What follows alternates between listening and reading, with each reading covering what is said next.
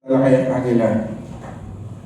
Bago po ang lahat, ako po yung muna magpasalamat sa ating Panginoong Diyos sa lahat ng mga biyaya na pinagkaloob sa buhay natin ngayon at magpakailanman. Amen. Amen. Of course, batiin ko muna yung mga kuya natin na nandito. Ang inyong club president, si Kuya Jong Asalin, Kuya, the club president of Forgotten Bay Elite Eagles Club. And of course, yung online governor ninyo ng Unified European Region, Kuya Gob Renato Coling. And we have here also the Charter President of Universal Elite Eagles Club. Tama po ba, Kuya? Kuya Eagle Robert Diaz. Kuya, gandang gabi po. And of course, our Field Director, also, Kuya Ray de la Cruz, and also, Kuya Aldelion, ito yung mga pinapagawa ko na for the professionalism of our PL. Gusto kasi natin na magkaroon na talaga na Eagles, Philippine Eagles Academy, PEA. No? Kasi yun po ang pangarap natin. And of course, ang ating Kuya Rick Bartolome, Kuya, so kailan matatapos yung PEA natin, yung Philippine Eagles Academy natin? Soon. So, I hope, no, before end of my term by 2026, we can start already the Philippine Eagles Academy. Kasi marami po tayong magagawa at matutulungan ng mga kababayan natin, lalo na yung mga mag-abroad, no, na kailangan ng mga credentials. So, the Philippine Eagles Academy can help us. Of course, andyan yung asan na yun, nagtago na sila. Ayan yun na sila. Kapag umuwi na yung mga yan. Mga kuya at ate, Bunso Friends of Eagles, lahat ng bagong indak na members, magandang hapon sa inyong lahat. Good afternoon, sir. Maraming salamat for inviting me to officiate this very momentous event. And of course, hindi ko talaga matanggihan ang inyong governor at saka siyempre ang inyong presidente na lumapit sa atin, no? Kasi I want all our members, I would like to satisfy of what they need. Kasi hanggat kaya ko, gagawin po natin lahat. Hindi ko kasi magpa-promise na hindi ko po kakayanin. Kaya ako, gagaling ko lang, kaya medyo na late kami dahil galing pa kami ng Pangasinan. So yesterday, nagkaroon tayo ng relief operation sa Pangasinan. So, dumiretso po kami ng Bulinaw. Then, kanina umaga, dumiretso kami ng Alaminos at saka sa Dagupan. At yung ibang grupo natin, dumiretso na ng Abra, dumiretso na ng La Union, hanggang sa Tugigaraw. Nagpadala po tayo ng relief goods doon sa lahat ng mga kababayan natin na nasa lanta, especially sa mga members natin, na which is nakita naman natin talaga na devastated yung area nila, yung iba lubog. Meron namang area na hindi affected, but of course, inuna natin yung talaga mga nasa talagang hit. Wala man lang may saing na mga kababayan natin. So, tapos ngayon, kanina umaga, sumunod na rin yung ating DSWD. At sabi ko nga, talagang ang agila, no, basta pagdating sa pagtulong, nangunguna. Kaya palagpakan natin ang ating organisasyon. Dito po wala pong paligsahan, wala pong pagandang lalaki, walang pagandahan babae, pagandahan, no? Dito po lahat tayo pantay-pantay. Ang gusto natin, kung tutulong tayo, kailangan ko sa loob yung pagtulong natin. Hindi po sa pilitan yan. At tayo po, nung pong ako'y bago po maging national president sa totoo lang, nakita ko kasi ito, na itong organisasyon nito ay napakaganda. Napakagandang organisasyon. Bakit po? Sa totoo lang, ako po ay coincidence lang na ay naging membro ako ng ating organisasyon. Because I'm a businessman. So, kumbaga, at saka yung negosyo ko may related sa mga tracking services. So, sabi ko na ito yung nakita ko na hindi lang sa pagtulong sa kapwa, but of course, yung tinatawag nating brotherhood. Yung tulungan. Walang iwanan. Ewan ba? At ito rin yung nakita ko, yung totoong pagtulong. Kasi during that time, katulad niyo rin ako, naging aspirant.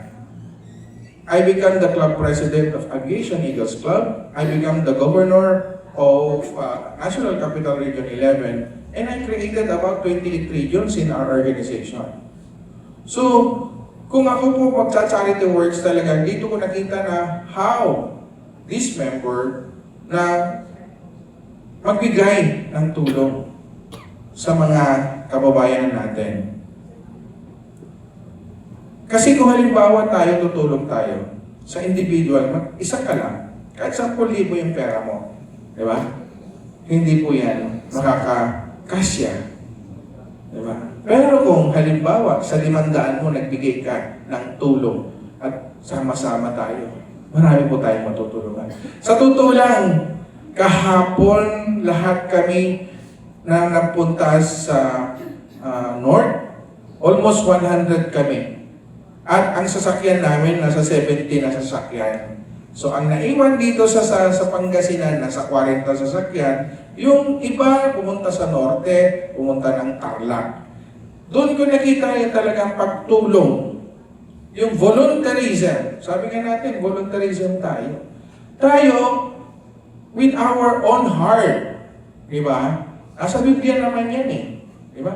Kailangan tumulong tayo na galing sa puso. Ngayon, kung tutulong tayo na hindi galing sa puso at pasama ng loob, huwag na po kayong tumulong. Kasi, in return, no? Sabi nga nila, the more you give, the more you receive. So, ang sinasabi ko dito, kahit magtulong ka na napipilitan ka lang, yung balik sa'yo, hindi po.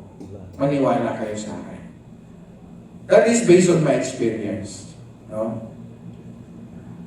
Mas marami kang naitutulong na galing sa puso mo, no? Na hindi labag sa kalooban mo. Sisiguraduhin ko sa inyo, marami rin ang balik sa inyo. Sa totoo lang, never in my mind to become the national president. Wala po sa isip ko yan, hindi ko po pinangarap yan. Kasi, halata organization. Sino po bang Rotarians dito? May Rotarians ba dito? Wala. Lions? Wala rin. Siguro Guardians meron dito. Wala rin? So, ibig sabihin, ito lang yung first, kasi bro, ito lang yung first organization ninyo, the Eagles. Congratulations sa inyo mga kuya natin, no? Congratulations, and thank you so much for yung pag-accept nyo for this organization. And I hope, no? Kung ano yung sinabi ng ating field director, ano ba yung mission natin? What is our goal? Di ba? Ano yung goal natin? And what are the reasons behind you want to become a member of this organization? For me, nung ako'y aspirant pa lang dito sa organization. Kasi sa dami ng organisasyon ko, no? Ginagawa na namin yan. Ginagawa na namin yan. Charity work, namimigay, nagpakain. But sabi ko, itong organization is, sabi natin, marami na yung agila. We are saying that we are about 1 million members. Pero anong ginagawa natin? Diba? Nagpapakain din, namimigay. That is only a bad solution. Kailangan natin mayroong impact. No? Kailangan magkaroon tayo ng flagship project na kikilalanin ng buong mundo, hindi lang sa Pilipinas. Why? Because we are also international. Tingnan niyo, yung governor niyo nandun sa Europe, no? Nasa Europe siya, nasa Milan, Italy. No? Pero ang usapan namin, yung club ninyo, magiging ano kayo sa participation nyo sa different, kung saan kayo pwedeng magbigay o makipag-collab na mga regions or club, pwede naman kayo. Kasi dito sa atin, regardless of club, regardless of region, if you want to help, no? Hindi po natin pinagbabawalan yan. Ang kailangan natin dito is to unite. Magkaisa tayo. Why? Because we have only one goal, one mission, one vision. Di po ba?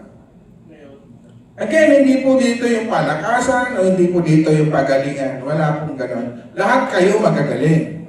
Di ba? Lahat kayo magaganda at mga gwapo. Di ba? Eh, wala na tayong dapat patunayan doon. But the most important is we need to unite for our goal, for our mission. What is our goal? Humanitarian services. And I know all of you. No? All of you know kung ano ang ating goal at anong ating mission.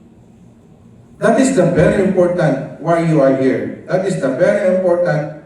You should know why we are exist. Kasi yung iba, pag tinanong mo, bakit gusto maging agila? Hindi nila alam. Hindi po yung magkaroon ba ng t-shirt, no? Magkaroon ng sublimation shirt. No. Andito tayo para tumulong.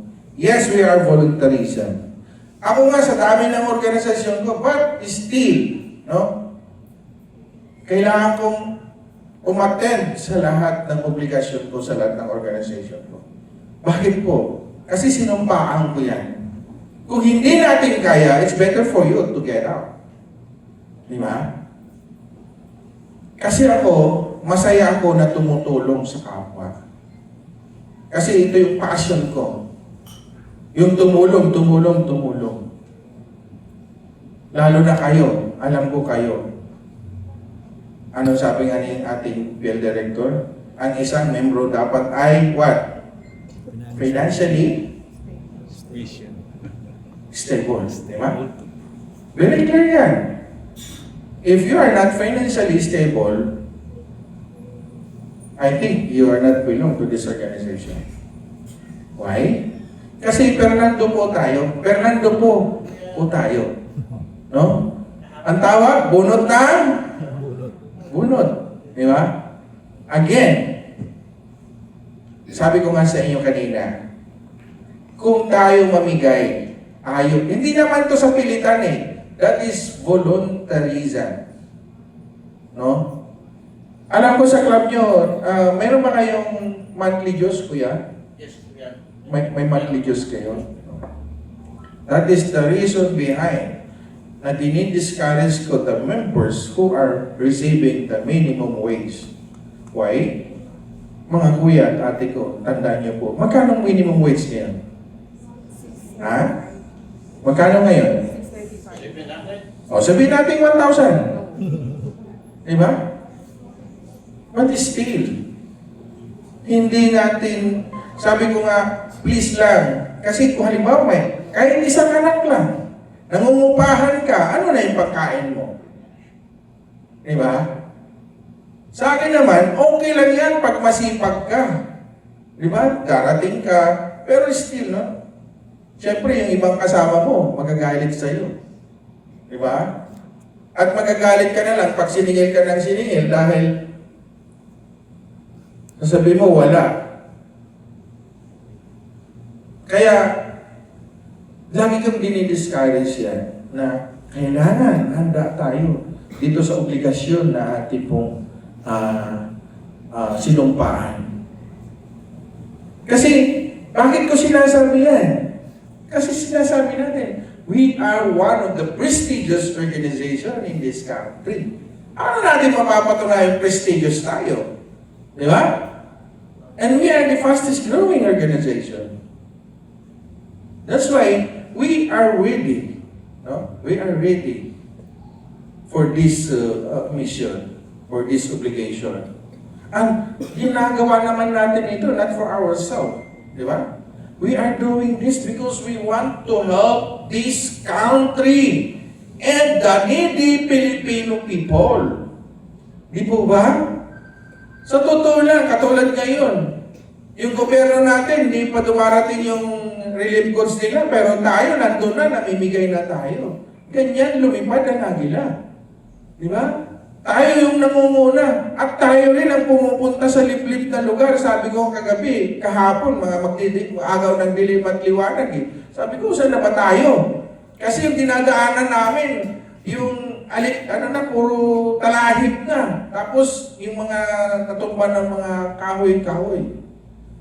So, kumbaga, ito yung ating sinumpaan na obligasyon.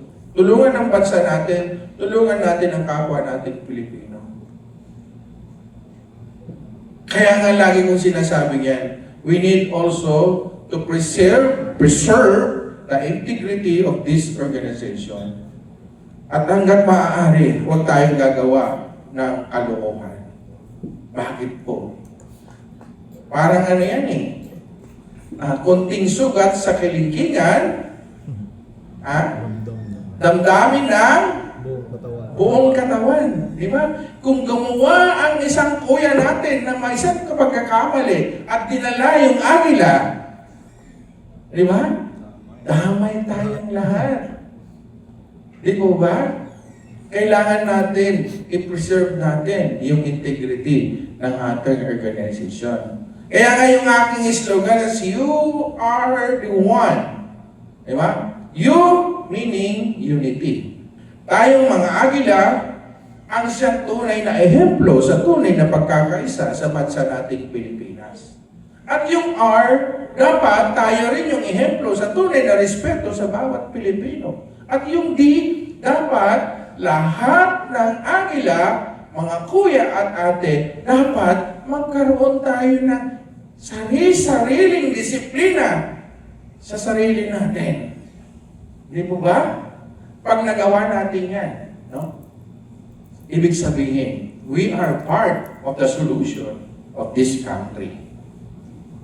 Hindi tayo maging part ng problema sa bansa natin. Instead, we will be part the solution of this country.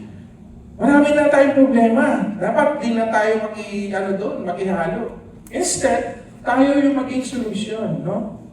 Kaya nga yung ating flagship project is to fight hunger, to fight malnutrition in this country.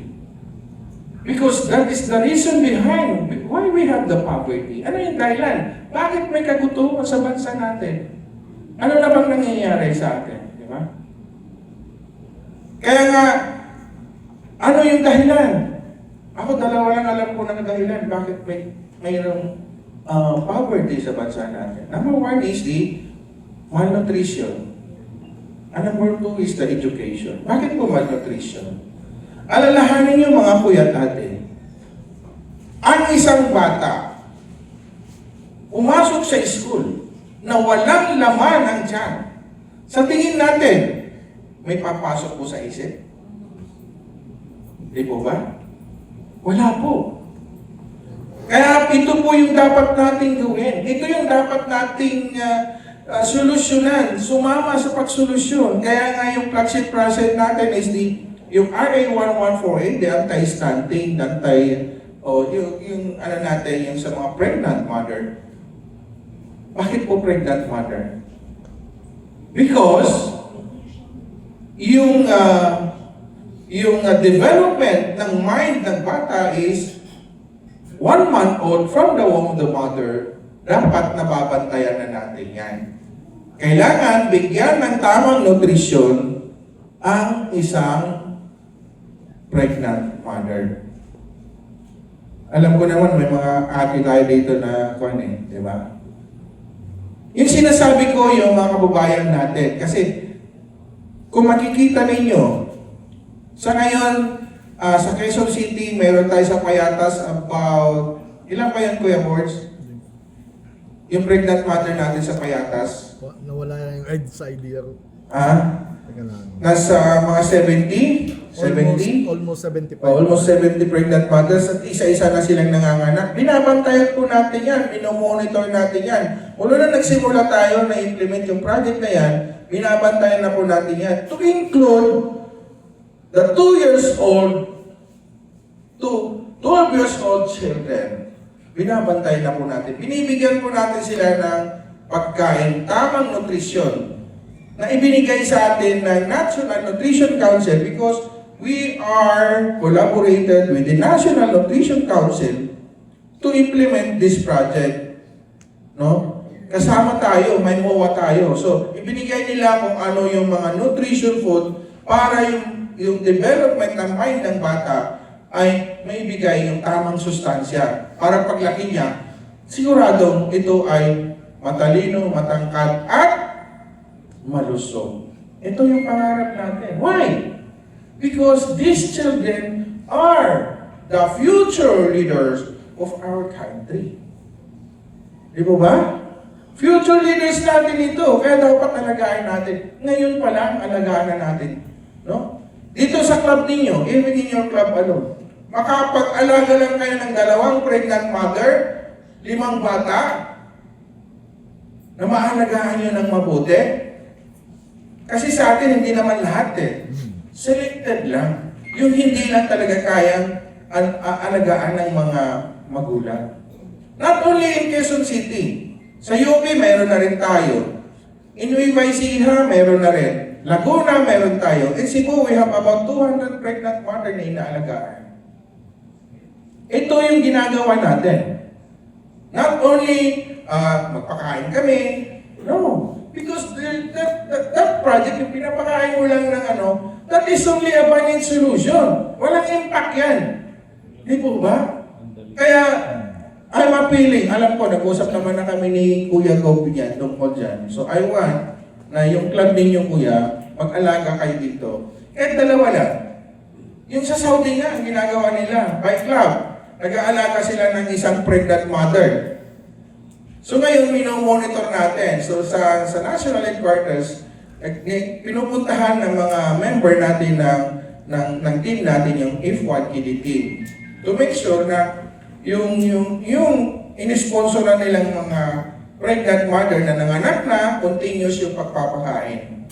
Kasi yan ang gusto natin. What we need is to create more and good leaders. Ito yung kailangan ng bansa natin. Katulad ninyo.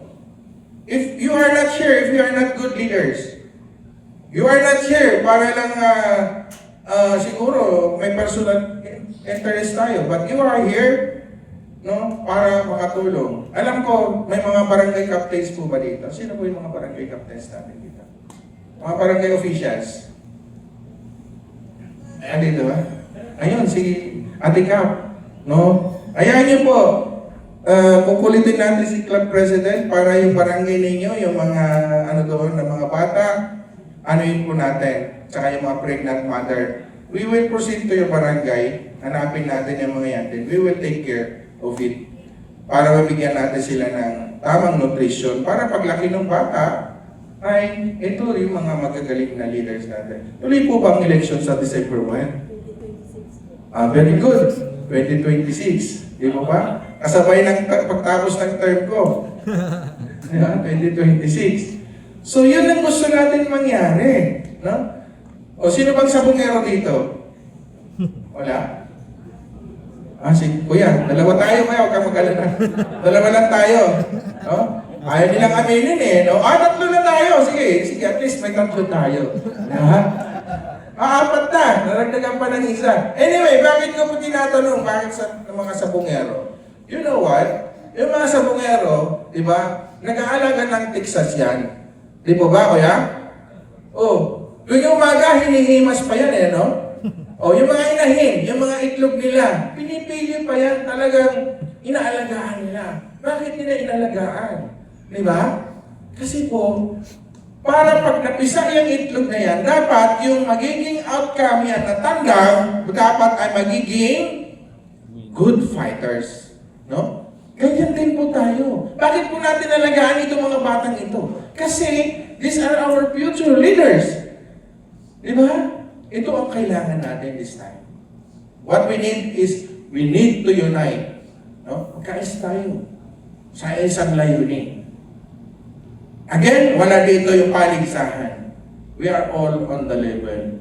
Tingnan nyo, dami na nating mga kuya at ate na mga eagles. Mayor, congressman, senador. Lahat ng senador, kuya at ate natin ng mga yan. Di ba ba? O si BBM, presidente natin, kuya din natin yan. Vice President, ate din natin yan. And we had a lot of kuya at ate na mga mayors. Kaya nga, kailangan alagaan natin itong organisasyon natin. Huwag tayo magsiraan. Kasi pag sinira natin, apektado lahat yan. Huwag tayo gagawa ng masama. Always remember, yung sinasabi ko sa inyo, yung aking slogan, you are the one. Kung naalala mo lagi yan, hindi ka gagawa ng anumang kasamaan. Kung hindi, naalala mo, you are the one, you are the one. Memorize nyo lang po yan. Anong meaning ng you? Unity, respect, and discipline. Pakatandaan nyo po yan. Sabi nga ng ni Marcos noon, di ba? Sabi niya, ang disiplina ay ano? Disiplina ang ikaw unlad ng bayan. Tandaan niyo po yan. Kaya nga ako nagugulat ako sa ibang bansa, mga kuya at ate natin doon, napakadisiplinado. Bakit napakadisiplinado? Kasi ayaw nilang ma-deport. Sabi ko nga sa kanila, dapat pagdating na doon sa Pilipinas, kayo yung magiging ehemplo. That's why I'm telling you, you are the one. Always remember that. No? Discipline, discipline, discipline. Ako siguro, pag di ko didisiplina sarili ko, hindi ko maabot kung saan ako ngayon. Di ba ba? Kailangan talaga disiplina. Kaya mga kuya at ate, please, pakatandaan ng lagi yan, na nandito tayo, nag-exist ang Agila to help this country. Hindi po tayo nandito, nag-exist para lang papugi-pugi, no? Para lang magkaroon ng connection, hindi po. We are here to help our country, our Filipino people, and the most important, of course, lahat ng mga members natin. Kaya the new inducted members ng Golden Brave Elite Eagles Club, please, no? Always remember the Alalayang Agila. Always remember that we have mission, our goal, humanitarian services. Para tayong lahat, makikita nyo yung result pagdating ng araw.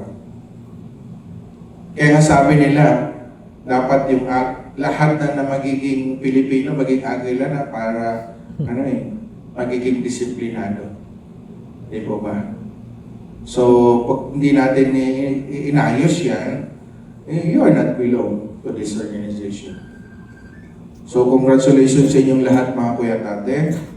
I hope and pray to continue of what you have learned, of what you have started during your 5 eyes. Nag 5 eyes naman sila, pwede ba?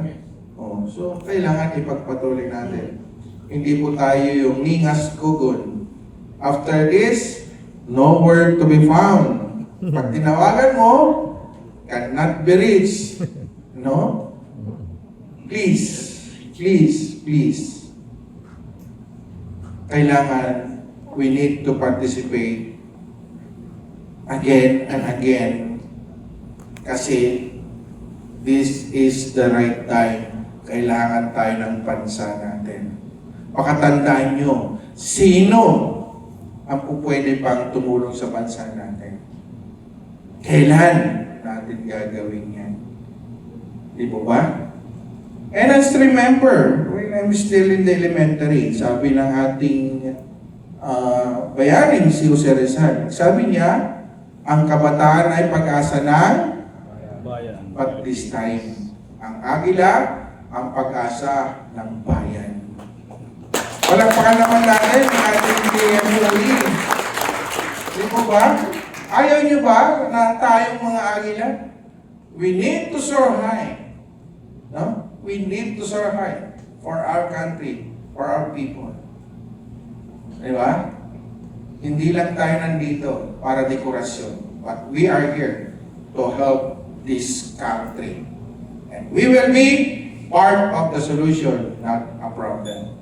Again, congratulations sa inyong lahat at alam ko na ano mas pa kayo nandito kanina? Maga pa, no? 12? Kuya, pinahirapan mo naman sila masyado. Pinuyat mo sila ng gusto, no? Anyway, kami, halos wala pa rin akong tulog eh. Kasi nung isang araw, galing kami ng Nueva pagkagaling namin ng Nueva may send off tayo with the PNP chief. So, 3 o'clock, nagkita na kami sa Camp Crame. Dire-diretso na ng relief operation. So, doon na lang ako natutulog sa sasakyan. Kaya, habang nasa sa highway, hindi ko nararamdaman kung untog-untog ako o hindi. Kasi talagang, kailangan kong gampanan yung aking obligasyon being your national president. At sabi ko nga, yung ate ko nga nagagalit na minsan eh. Pinapadala na ako ng anong tawag doon? Yung Google Map. Sabi niya, Daddy, ito yung address natin. Kasi, honestly namin, katulad ngayon, after this, tomorrow morning, alas 2, papunta na naman po ako ng Usamis. So, ito po yung buhay ng inyong national president. Sino gustong maging national president? Sino gusto maging national president? No? Kasi once na ikaw naging national president, your obligation to your member is very important. No? Kung sinabi natin, kaya nga sabi ko nga, dapat hindi na lang ako nagpare-elect eh. Kasi nasira lahat yung natin. Pero, ang si God, kung may binigay sa mission sa atin, we need to follow it. Kaya, ito siguro yung mission na binigay niya sa atin. Kaya, I need to comply. So, dapat mahalin natin ang ating organisasyon. Maraming salamat sa inyo lahat. Again, congratulations. At mabuhay ang Agila! Mabuhay! Mabuhay ang Agila! Maraming salamat po at magandang gabi.